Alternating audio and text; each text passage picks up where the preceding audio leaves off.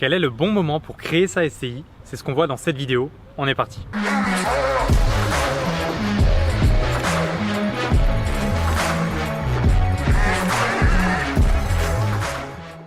Cher Lion de l'immobilier, bonjour à toi et bienvenue dans cette nouvelle vidéo où on va parler SCI. On va voir à quel moment il est bon de créer sa SCI, à quel moment dans son parcours il est bon de créer sa SCI. Avant de commencer, tu sais que tu peux t'abonner à la chaîne en cliquant sur le bouton sous la vidéo. Tu as tous les liens également pour aller plus loin avec moi. À quel moment faut-il créer cette SCI, cette fameuse SCI? Donc pour rappel, SCI, Société Civile Immobilière, c'est une société qui peut être soit à l'IR, soit à l'IS, à l'impôt sur le revenu ou à l'impôt sur les sociétés. Alors, l'impôt sur le revenu, je ne vais pas tant en parler dans cette vidéo puisque souvent l'intérêt de créer une SCI, c'est d'être à l'IS, à l'impôt sur les sociétés, puisque à l'impôt sur le revenu, ça revient à peu près au même que de faire de la location en nom propre, sauf en cas d'association, etc. Donc, je vais surtout parler de la SCI à l'IS dans cette vidéo. Donc déjà, à quel moment créer?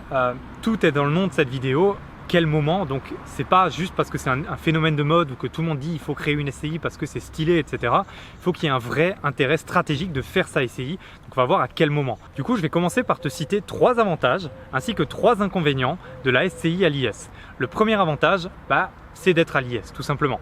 Donc l'IS, l'impôt sur les sociétés, tu sais qu'il y a un impôt qui est réduit. On est à 15% d'imposition jusqu'à 38 120 € de bénéfices et 25% au-delà. Donc c'est une imposition qui est bien plus faible que les tranches d'imposition, la TMI, les tranches d'imposition en nom propre qui sont souvent de l'ordre de 11, 30, 41% où tu rajoutes 17,2, donc qui sont bien au-delà. Bref. Deuxième avantage, c'est que cet argent qui va être dans cette société, tu vas pouvoir le réinvestir. Tu vas pouvoir acheter un autre bien au sein de la même SCI ou alors tu vas pouvoir même le faire remonter dans une holding pour investir dans une autre SCI par exemple sans passer par la case IR. Donc finalement, tu n'auras toujours que 15% d'imposition sur les bénéfices et même tu pourras déduire finalement les réinvestissements que tu vas faire. Et enfin, troisième gros avantage, même s'il y en a plein d'autres, c'est que c'est vraiment un levier d'accélération, que ce soit au travers de l'association ou que ce soit au travers de l'emprunt bancaire. Puisque aujourd'hui, certaines banques encore, par rapport aux nouvelles règles du HCSF, ne plafonnent pas à 35% quand on parle de société à l'IS. Puisqu'ils partent du principe qu'une société à l'IS, ce n'est pas une personne en nom propre, donc ils ne vont pas forcément regarder l'endettement personnel, ils vont vraiment aller voir comment fonctionne la société, est-ce qu'elle a déjà fait des bonnes opérations, etc. Et donc aujourd'hui, certaines banques arrivent largement à dépasser les 35% d'endettement quand on passe justement par ce type de montage. Passons maintenant aux 3 inconvénients de la société à l'IS. Le premier inconvénient, comme le nom l'indique, c'est une société. Donc l'argent, il est bloqué dans cette société. Ça, tu l'as déjà entendu quelque part, c'est sûr. Encore une fois, on parle d'objectif. Si ton objectif, c'est de devenir rentier immobilier et donc de te sortir un maximum de cash pour en vivre, pour le dépenser, la société à l'IS, ce n'est pas toujours la meilleure option. Puisque, par définition, si tu veux dépenser cet argent, il va falloir le sortir de la société. Donc il y aura comme une double imposition finalement. Tu vas payer dans un premier temps l'IS à 15%, puis 25% au-delà de 38 120. Et l'argent que tu vas vouloir sortir après l'IS, il va être imposé au prélèvement forfaitaire unique, c'est-à-dire 30% la plupart du temps. De plus, si tu souhaites te sortir l'argent, c'est ce qu'on appelle se verser des dividendes, tu te verses des dividendes quand il y a du bénéfice. Et normalement, une bonne société immobilière qui fait des travaux, qui fait de l'amortissement, etc., elle n'est pas forcément en bénéfice fiscal, elle est plutôt en déficit fiscal. Attention, ça ne veut pas dire qu'elle ne génère pas de cash flow. Mais donc, fiscalement, tu fais du déficit, donc tu ne peux pas forcément te sortir de bénéfice. Donc pour quelqu'un qui a un objectif de rente, de sortir de l'argent, la SCI à l'IS, ça ne va pas forcément être le plus adapté.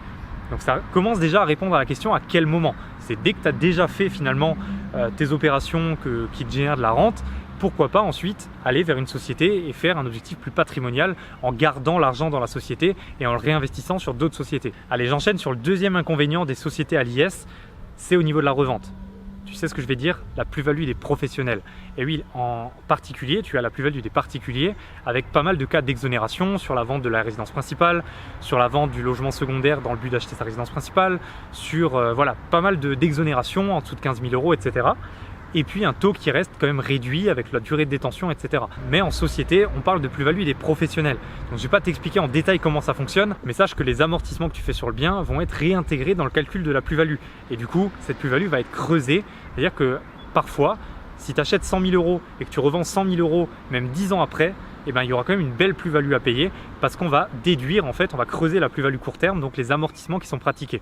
Je te laisse te renseigner un peu plus en détail sur la plus-value des professionnels, mais c'est un peu moins intéressant que la plus-value des particuliers. Pour moi, c'est un inconvénient. Troisième inconvénient, ça va être des frais supplémentaires tout simplement. Il y aura des frais à la création de la société, il y aura des frais de tenue de comptabilité qui sont plus importants quand il s'agit d'une société.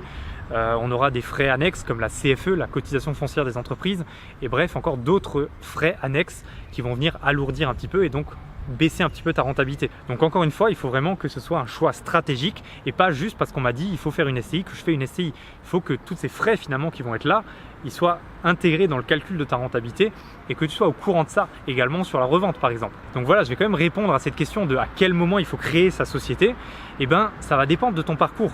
Mais quelqu'un qui a un parcours, je vais dire classique, parce que c'est ce que je vois chez la plupart des personnes par exemple qu'on accompagne, etc., qui est de devenir dans un premier temps une forme de rentier, d'avoir un complément de revenu, donc de générer de la rente.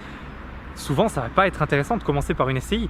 Après, quelqu'un qui veut vraiment développer un patrimoine, quelqu'un qui est par exemple entrepreneur, qui veut par exemple, je sais pas, prendre les bénéfices de son entreprise pour les réinvestir dans l'immobilier, là, ça peut être intéressant de passer par des montages en société avec éventuellement des holdings, etc.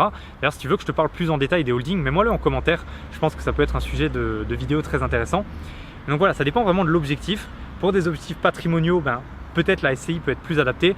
Pour des objectifs de rente, pas toujours. Parfois si. Donc dans un parcours classique, encore une fois, souvent, ça va peut-être être plus intéressant de commencer par exemple par la location meublée non professionnelle. Et peut-être que quand tu auras rempli tes seuils de location meublée non professionnelle et que ça sera le moment de passer en LMP, bien que, attention, le LMP peut avoir des avantages. Aujourd'hui, je suis LMP par exemple. Mais peut-être que là, ça peut être le bon moment de dire ok, je ne veux pas passer en LMP, donc j'ouvre une société et je continue à investir sous le schéma de l'IS plutôt que de continuer en perso. Donc voilà, si tu as la moindre question ou que tu veux plus de précision par rapport à ton cas, à toi, mets-moi-le en commentaire, je me ferai un plaisir d'y répondre. Tu as également tous les liens pour aller plus loin avec nous. Tu peux notamment réserver un appel si tu veux simplement qu'on fasse un point sur ta situation actuelle, qu'on voit est-ce que c'est le bon moment pour toi d'ouvrir une société ou est-ce qu'il vaut mieux continuer en perso encore. Pareil dans le choix de la société, parce qu'on parle beaucoup des SCI, mais il n'y a pas que les SCI en choix de société. Donc si tu veux savoir tout ça, tu as le lien en description pour réserver ton appel, tu as le lien vers la formation offerte, la méthode Arnato. N'hésite pas à faire exploser également la barre des pouces bleus si tu as apprécié ce genre de vidéo. Et moi je te retrouve très vite dans une prochaine vidéo. Prends soin de toi, ciao.